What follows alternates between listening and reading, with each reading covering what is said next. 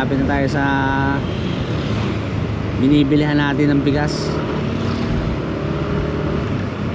Ito yung paborito nating binibilihan ng bigas kasi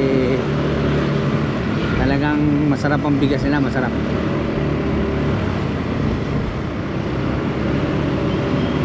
Although bawal na ako kumain ng maraming rice, dito pa rin tayo bumibili. Mura na, masarap pa, pero nagbabawas-bawas tayo sa rice ngayon